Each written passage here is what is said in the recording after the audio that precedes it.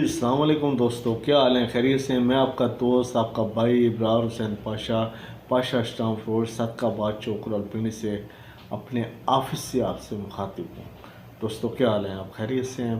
तो दोस्तों आज की मेरी वीडियोस जो है ना वो मकान के सेल परचेज़ के सिलसिले में। मकान के सेल परचेज़ में आपको जो है ना गवर्नमेंट के रूल्स और रेगुलेशन स्टैम्प एक्ट के मुताबिक आज का जो है पंजाब में 3000 वाला पेपर लगता है। 3000 वाला पेपर पे आपको ना सेल एग्रीमेंट मकान का जो है ना वो करना पड़ता है।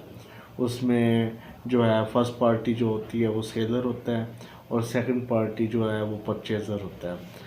तो हुजूर वाला बात यह है कि हम उसमें आजकल स्टाम्प वाले भी कुछ इस तरह के वो आपको मुकम्मल इन्फॉर्मेशन नहीं देते और कुछ लोग बचत के लिए भी छोटा पेपर लगवा लेते हैं। कोई 100-200 वाला पेपर लगवा लेता है, कोई 1200 वाला पेपर लगवा लेता है। एक्चुअली गवर्नमेंट ने सेल एग्रीमेंट के लिए 3000 वाला पेपर रखा हुआ है और रजिस्ट्रेशन।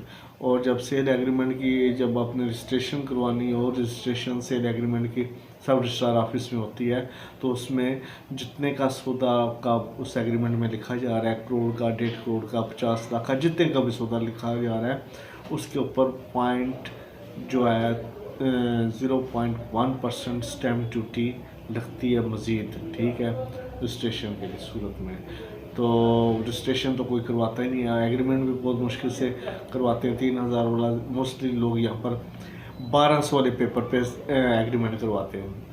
1200 वाले पेपर पे काबिल कबूल नहीं है, 100-200 वाले पेपर पे भी काबिल कबूल नहीं है, 3000 वाले पेपर पे काबिल कबूल है। तो उसमें सेलर फर्स्ट पार्टी सेलर होती है, सेकंड पार्टी जो है परचेज़र होती है।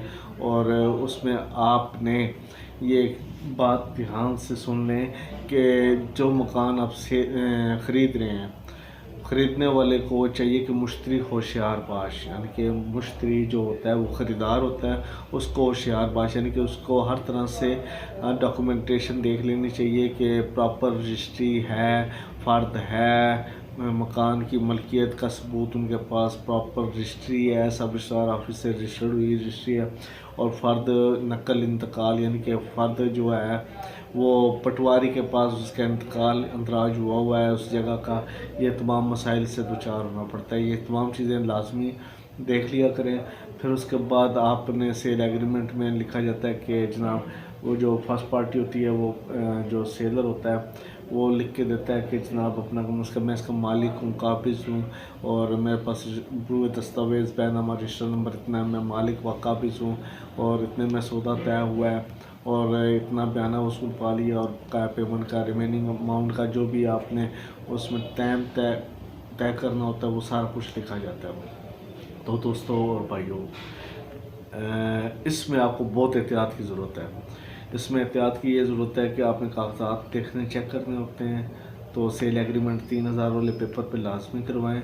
और दूसरी बात यह है कि किसी मुस्नद लाइसेंस होल्डर स्टाम्प फोर्स के पास जाए, उससे मालूमात ले लें, और ताकि वो आपको मुकम्मल मालूमात दे दे और आपको क्लियर हो जाए कि वाकई अपना कम से कम मैंने किस तरीके से चलना है। डीलर हजरात, जो पुराने डीलर हजरात हैं, जो सियाने हैं, उनके साथ भी आप रब्ता कर सकते हैं, उनसे भी मुकम्मल मालूमात ले सकते हैं, उनको भी इल्म होता है। तो बहुत मोहतात तरीके के साथ ये इसकी वीडियो जो है ना मैं आपको मुख्तलिफ़ हिस्सों में आपको बताऊंगा।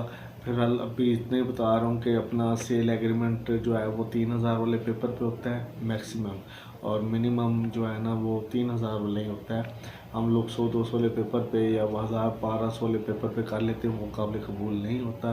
तो उसमें ये एहतियात रखें।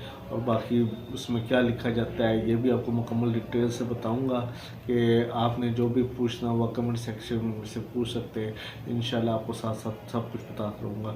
अपना ख्याल रखिएगा, दुआओं में याद रखिएगा। अल्लाह ताला आपको हिफ्ज़ व ईमान में रखे, अल्लाह ताला आपको रोज़गार में बहुत बरकत अता फरमाए, अल्लाह ताला आपको कायम रखे। बहुत शुक्रिया, मेहरबानी। अल्लाह हाफिज़।